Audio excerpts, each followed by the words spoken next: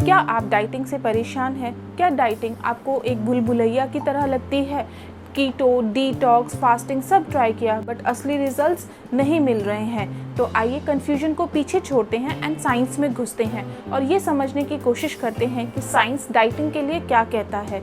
आज की इस वीडियो में आप ये समझेंगे कि एक्चुअली में हमारा बॉडी कैसे वेट लॉस करता है एंड वेट मैनेजमेंट में हार्मोन्स अपना रोल कैसे प्ले करते हैं एंड इसके साथ साथ हम डाइटिंग से रिलेटेड कुछ मिथ को भी दूर करेंगे। तो आइए वीडियो में आगे बढ़ते हैं एंड डाइटिंग को और क्लियरली समझते हैं। सबसे पहले डाइटिंग का मतलब भूखा रहना नहीं है। साइंटिफिकली डाइटिंग एक कैलोरी डेफिशिएट क्रिएट करने का प्रोसेस है। इसका मतलब होता है कि आप जितनी कैलोरी या एनर्जी कंज्यूम करते हैं उससे ज़्यादा कैलोरी या एनर्जी को बर्न करना। हमारी बॉडी को सर्वाइव करने के लिए एनर्जी की ज़रूरत होती है और ये एनर्जी हमें मिलती है हमारे फूड से। कार्बोहाइड्रेट एंड प्रोटीन से हमें लगभग पर ग्राम 4 कैलोरीज मिलती है, वहीं फैट से हमें पर ग्राम 9 कैलोरीज मिलती है, ऑलमोस्ट डबल। अगर हम जितनी कैलोरीज बर्न करते हैं उससे ज़्यादा कैलोरीज कंज्यूम करते हैं तो ये एक्स्ट्रा कैलोरीज हमारी बॉडी के अंदर फैट के रूप में स्टोर हो जाती है। फॉर एग्जाम्पल, अगर आप पूरे दिन में 2500 कैलोरीज कंज्यूम करते हैं बट सिर्फ 2000 कैलोरीज ही बर्न कर पाते हैं तो ये जो एक्स्ट्रा 500 कैलोरीज है वो हमारी बॉडी में स्टोर हो जाती है एंड वक्त के साथ फैट में कन्वर्ट हो जाती है। इसलिए वेट लॉस तब होता है जब हम एक लंबे पीरियड तक कैलोरी बर्न करने के मुकाबले कम कैलोरीज खाते हैं। ऐसी कंडीशन में हमारी बॉडी सबसे पहले ग्लाइकोजन मतलब स्टोर्ड कार्बोहाइड्रेट को एनर्जी के लिए बर्न करती है एंड उसके बाद फैट को ब्रेक डाउन करती है। हमारी बॉडी 3 तरीके से कैलोरीज को बर्न करती है। सबसे पहले है BMR यानी बेसल मेटाबॉलिक रेट। अगर हम सारा दिन बेड पर लेटे रहे, कोई काम ना भी करें तो भी हमारी बॉडी को एनर्जी की ज़रूरत होती है। तो सिर्फ ज़िंदा रहने के लिए जैसे कि सांस लेना, हार्ट बीट के लिए हमारी बॉडी जितनी कैलोरीज को बर्न करती है उसे बेसल मेटाबॉलिक रेट कहते हैं। हमारा ब्रेन लगभग 20% BMR यूज़ करता है एंड ये डिपेंड करता है age, sex, muscle mass, body size, genetic factor पे। इसीलिए हर किसी का BMR अलग अलग होता है। दूसरा, हमारी दिन भर की एक्टिविटीज़। हमारे दिन भर की एक्टिविटीज़ की एनर्जी के लिए भी हमारी बॉडी कैलोरीज को बर्न करती है। ये हर किसी के लिए अलग अलग होता है, पर्सन टू पर्सन डिफरेंट होता है। जो जितना ज़्यादा एक्टिव होगा उसकी बॉडी उतनी ही ज़्यादा कैलोरीज बर्न करेगी और जो कम एक्टिव होगा उसकी बॉडी कम कैलोरीज को बर्न करेगी। तीसरा, हमारी बॉडी फूड को डाइजेस्ट करते वक्त भी कैलोरीज को बर्न करती है। इसे थर्मिक इफेक्ट ऑफ फूड कहते हैं। हमारी बॉडी प्रोटीन को डाइजेस्ट करते वक्त 20 से 30% कैलोरीज बर्न करती है। कार्बोहाइड्रेट को डाइजेस्ट करने के लिए 5 से 10% कैलोरीज बर्न करती है एंड फैट को डाइजेस्ट करने के लिए 0 से 3% कैलोरीज बर्न करती है। इन तीनों कैलोरी बर्न करने के तरीकों से मिलकर बनता है हमारा TDEE यानी total daily energy expenditure. TDEE का मतलब होता है कि पूरे दिन भर में अलग अलग तरीकों से हमारी बॉडी कितनी कैलोरीज बर्न करती है। अगर हमें वेट लॉस करना है तो हमें TDEE से कम कैलोरीज कंज्यूम करनी होगी बट कुछ लोग जल्दी वेट लॉस करने के चक्कर में TDEE से बहुत कम मात्रा में कैलोरीज को कंज्यूम करते हैं। ऐसी कंडीशन में हमारी बॉडी रिएक्ट करती है एंड हमारा मेटाबॉलिज्म स्लो हो जाता है और बॉडी फैट की जगह हमारी बॉडी हमारी मसल्स को ब्रेक डाउन या बर्न करना शुरू कर देती है, जो कि हमारे लिए बिल्कुल भी हेल्दी नहीं है। तो इसलिए हेल्दी वेट लॉस के लिए हमें अपने TDEE एंड कैलोरीज कंजम्पशन के बीच में एक बैलेंस बनाना बहुत ज़्यादा ज़रूरी है। इसके लिए हम कुछ फ्री ऐप्स जैसे कि MyFitnessPal, क्रोनोमीटर, फिटेलो का यूज़ कर सकते हैं। ये हमारी डाइटिंग जर्नी में गूगल मैप की तरह काम करती है। वेट लॉस में हमारे हार्मोन्स भी अपना रोल प्ले करते हैं। सबसे पहले है ग्रेलिन, इसे हंगर हार्मोन कहते हैं। जब हमें भूख लगती है तो हमारी बॉडी में ग्रेलिन का लेवल बढ़ जाता है और खाना खाने के बाद इसका लेवल अपने आप कम हो जाता है। बट नींद की कमी, स्ट्रेस या फिर बहुत जल्दी वेट लॉस करने से हमारी बॉडी में ग्रेलिन का लेवल बढ़ जाता है और हमें ज़्यादा भूख लगती है। दूसरा हार्मोन है लेप्टिन, इसे फुलनेस हार्मोन भी कहते हैं। खाना खाने के बाद जब हमें ये फीलिंग आती है कि हमारा पेट भर गया है, तो ये लेप्टिन हार्मोन की वजह से होता है। हमारी बॉडी के फैट सेल लेप्टिन हार्मोन को रिलीज़ करते हैं। लेप्टिन हार्मोन हमारे ब्रेन को सिग्नल भेजकर कि हमारी बॉडी में अब काफ़ी एनर्जी स्टोर है, हमारी एपेटाइट को सप्रेस करता है एंड मेटाबॉलिज्म को बूस्ट करता है। लेकिन जो ओवरवेट या फिर मोटे लोग हैं, उनके अंदर लेप्टिन रेजिस्टेंस डेवलप हो सकता है एंड इसी कंडीशन में उनका ब्रेन ये सिग्नल सुनना बंद कर देता है और उन्हें हमेशा भूख ना होते हुए भी यही फील होता है कि उन्हें भूख लगी है, भूख लगी है। Third is insulin.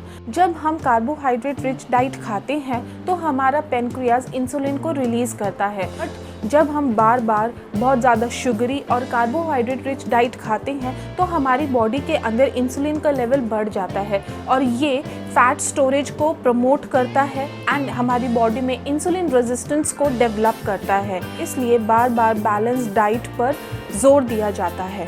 Fourth hormone है कॉर्टिसोल। ये जनरली हमारी बॉडी में स्ट्रेस के टाइम पे रिलीज होता है।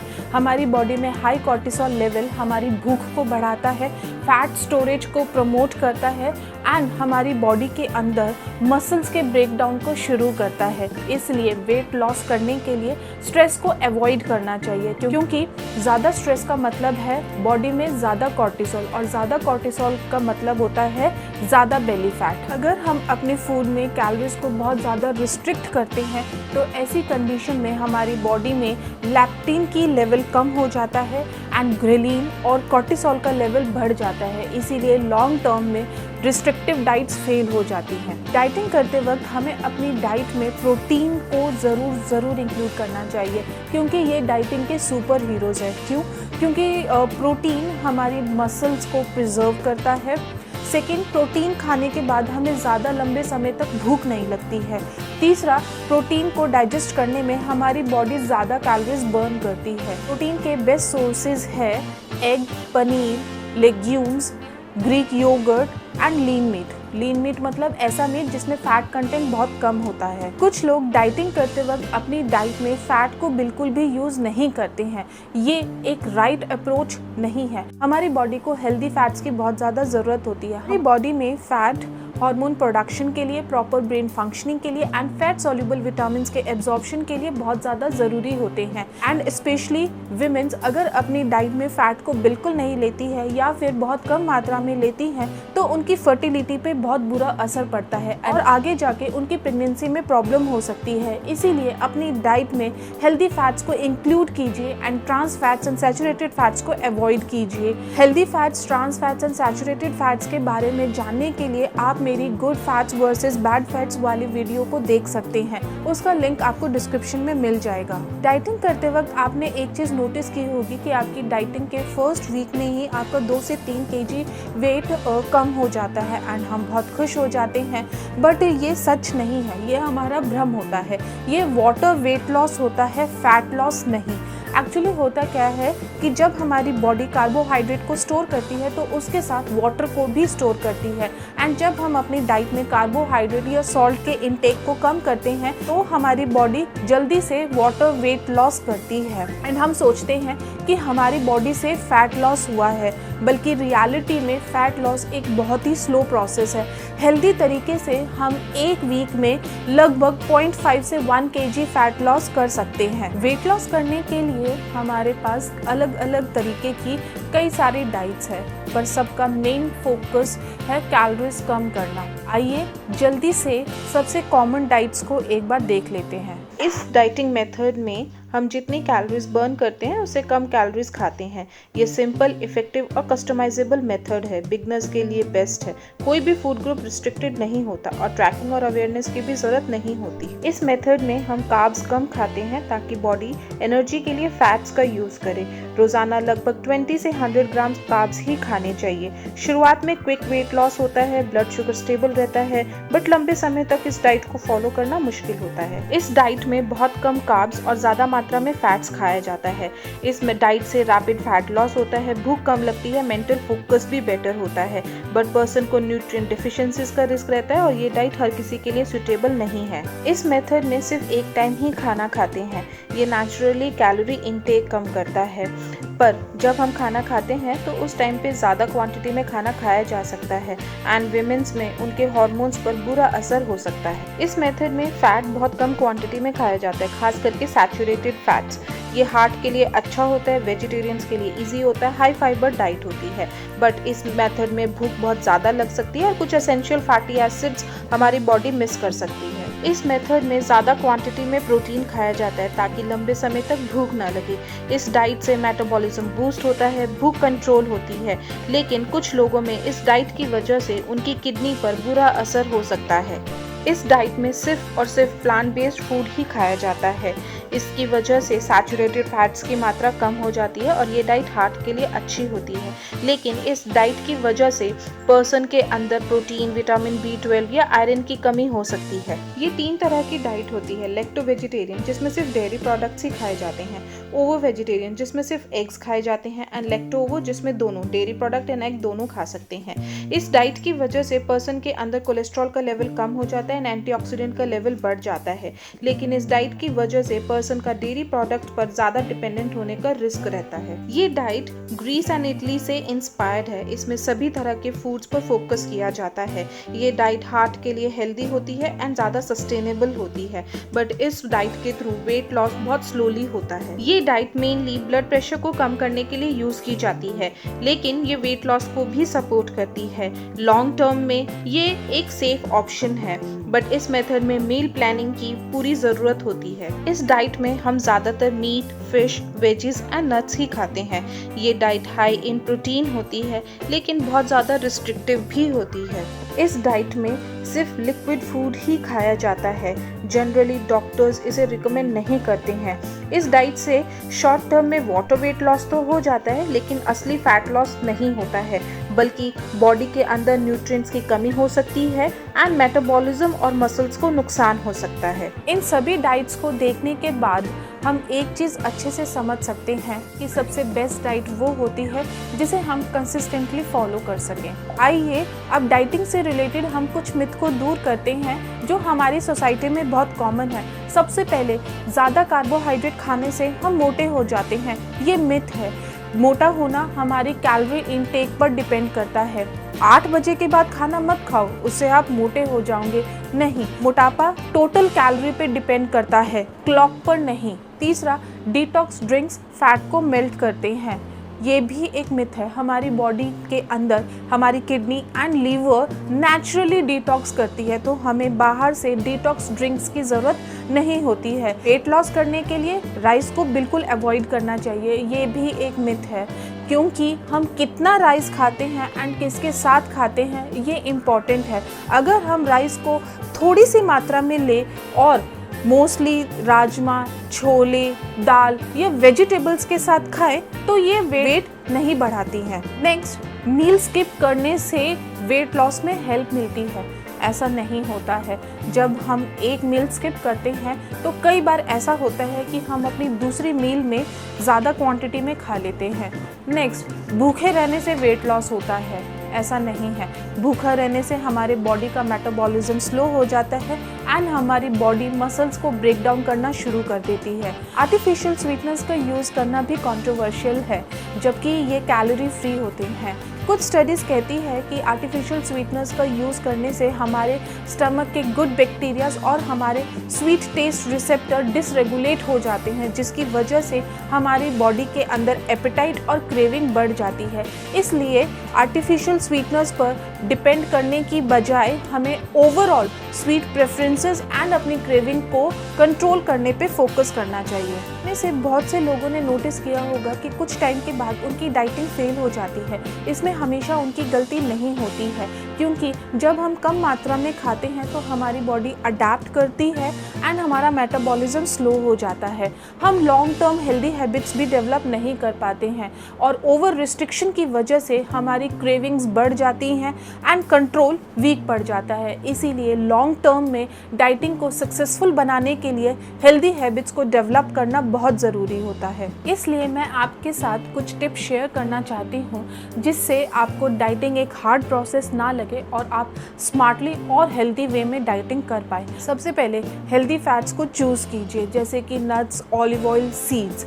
High protein high fibre meal खाइए। अपनी डाइट में फाइबरस फ्रूट्स एंड वेजिटेबल्स को ज़्यादा मात्रा में इंक्लूड कीजिए। अपने फूड के पोर्शंस को मैनेज कीजिए।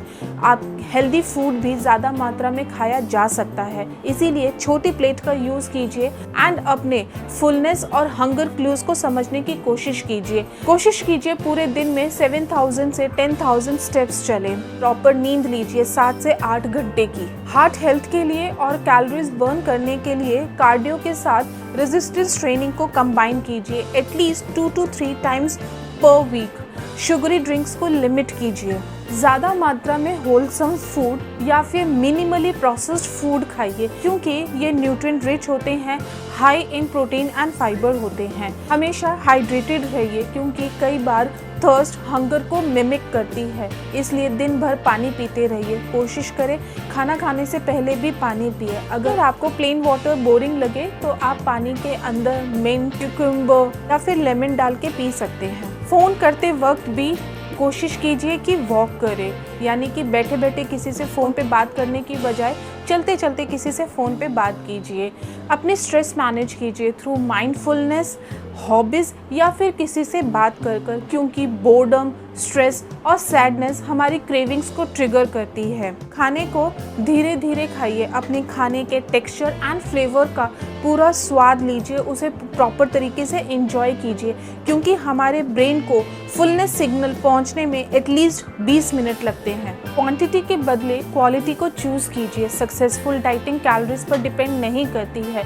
हेल्दी बॉडी के लिए सफिशिएंट मात्रा में carbohydrate, fats, proteins, vitamins and minerals खाने चाहिए, क्योंकि ये हमारी बॉडी में energy, cellular repair and disease prevention के लिए ज़रूरी होते हैं। What the hell effect follow कीजिए। अगर आप किसी दिन अपनी डाइटिंग फॉलो ना कर पाए तो अपने आप को मेंटली स्ट्रेस मत कीजिए। बस नेक्स्ट मील से वापस अपने डाइटिंग के ट्रैक पर आ जाइए। डाइटिंग करते वक्त पेशेंस रखना और कंसिस्टेंट रहना बहुत ज़्यादा ज़रूरी होता है, क्योंकि वेट लॉस एक स्लो प्रोसेस होता है।